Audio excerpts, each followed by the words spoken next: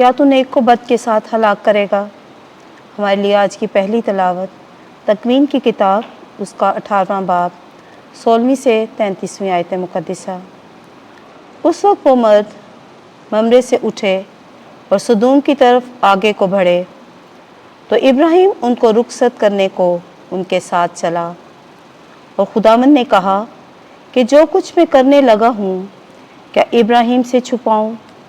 اور در حقیقت وہ ایک بڑی اور طاقتور قوم ہوگا، اور زمین کی سب قومیں اس میں برکت پائیں گی، کیونکہ میرا لحاظ اس کے ساتھ اس لیے ہوگا کہ وہ اپنے بیٹوں اور اپنے بعد اپنی نسل کو حکم کرے گا کہ وہ خداوند کی راہ پر قائم رہیں اور عدل و انصاف کریں، تاکہ ابراہیم کے لیے خداوند ان سب باتوں کو جو اس نے اس سے کہی ہیں پورا کرے۔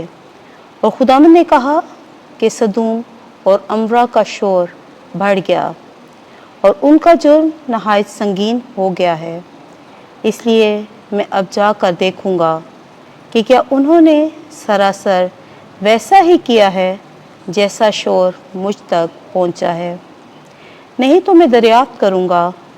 تب وہ مرد وہاں سے پھر کر سدوم کو چلے، پر ابراہیم خداوند کے سامنے ہی کھڑا رہا اور نزدیک جا کر اس سے کہا کہ کیا تو نیک کو بد کے ساتھ ہلاک کرے گا؟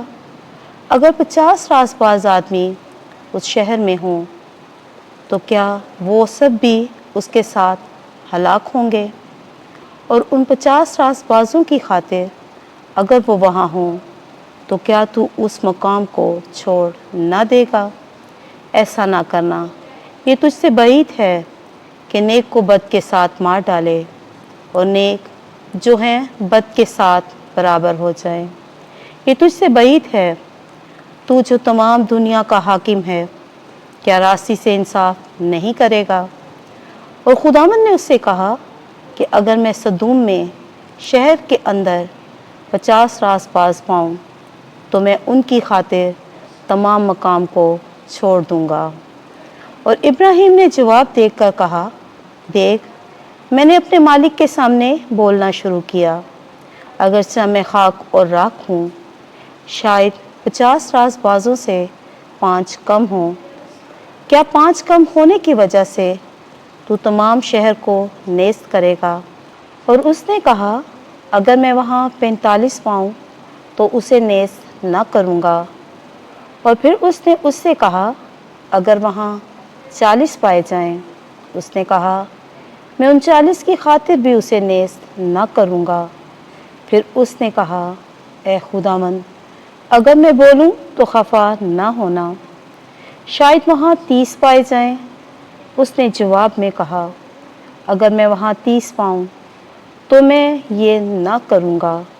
اس نے کہا میں نے اپنے مالک کے سامنے بولنے میں گستاخی کی ہے، اگر وہاں 20 پائے جائیں۔ وہ بولا میں 20 کی خاطر اسے نیست نہ کروں گا۔ تب اس نے کہا خداوند خفا نہ ہونا، اگر میں فقط ایک دفعہ عرض کروں کہ اگر وہاں 10 پائے جائیں۔ وہ بولا میں 10 کی خاطر بھی اسے نیست نہ کروں گا۔ اور جب خداوند ابراہیم سے باتیں کر چکا تو چلا گیا، اور ابراہیم اپنے مسکن کو پھرا۔ پاک کلام کے پڑھے اور سنے جانے پر خدا کی برکت ہو۔ زبور 103 جماعتی جواب۔ خداوند رحیم اور مہربان ہے، اے میری جان خداوند کو مبارک کہے، اور جو کچھ مجھ میں ہے اس کے قدوس نام کو مبارک کہے۔ اے میری جان خداوند کو مبارک کہے اور اس کے کسی احسان کو فراموش نہ کر۔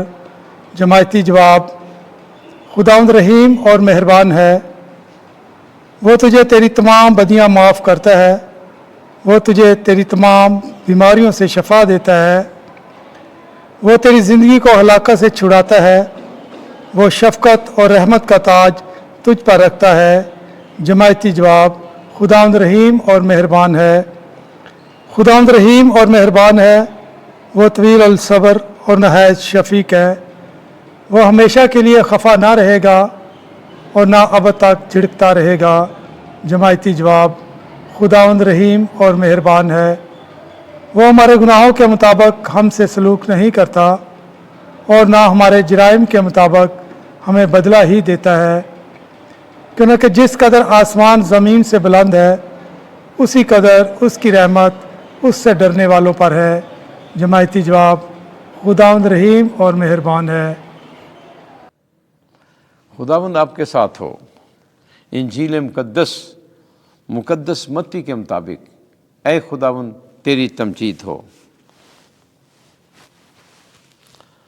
8वां बाब 18वीं से 22वीं आयत। मेरे पीछे हो ले। एक दिन जब यीशु ने बहुत बड़ा हजूम अपने चौगिर्द देखा तो पार चलने का हुक्म दिया, और एक फकी ने पास आकर उससे कहा, ऐ उस्ताद, जहाँ कहीं तू जाएगा मैं तेरे पीछे चलूँगा। तो यीशु ने उससे कहा कि लुमड़ियों के लिए मांदें और आसमान के परिंदों के लिए घोंसले हैं, लेकिन इब्ने इंसान के लिए जगह नहीं जहाँ अपना सर भी रखे। किसी और ने जो शागिर्दों में से था उससे कहा, ऐ खुदावंद, मुझे इजाज़त दे कि पहले जाकर अपने बाप को दफन करूं। मगर यीशु ने कहा, तू मेरे पीछे हो ले और मुर्दों को अपने मुर्दे दफन करने दे। इंजील मुकद्दस के वसीले से हमारे गुनाह मुआफ़ किए जाएं। ऐ मसीह तेरी सताइश हो।